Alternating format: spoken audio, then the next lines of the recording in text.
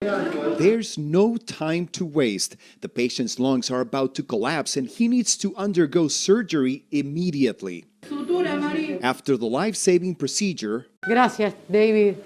a heartfelt hug to say thanks. One more life has been saved in the intensive care unit at the Hospital Universitario Austral in Buenos Aires. Fue una mañana conmovida. It's been an intense morning already, but we must be ready for anything, this ICU doctor says. While the Northern Hemisphere is gaining ground in the fight against COVID-19, this week Argentina had consecutive days of record-breaking numbers of cases. Argentina, together with other South American countries like Brazil, Paraguay, Peru, and Uruguay, is among the countries with the highest COVID-19 deaths per capita in the world.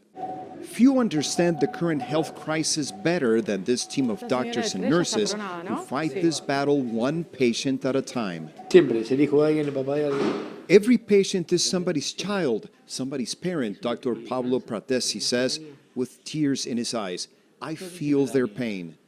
The day goes on with moments of life or death challenges interspersed with small victories. Bien, el equipo de enfermería. Bien, like celebrating that a patient's skin is not irritated even though he's been unable to move on his own for 48 hours, which gives a lot of credit to the nursing staff.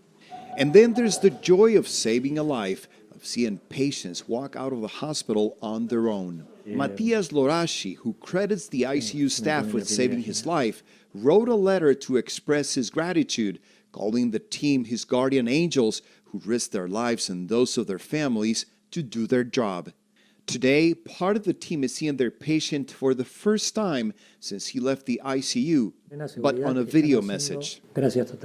He calls them heroes and asks them not to give up because the country depends on them, a message the staff hears with tears in their eyes. The day we lose the ability to cry for a patient will be the day we will stop being doctors and nurses, Dr. Pratesi said. Chao, hasta mañana. Another 12-hour shift is coming to a close. It's time for the next team to get to the front lines of Argentina's greatest challenge in a generation.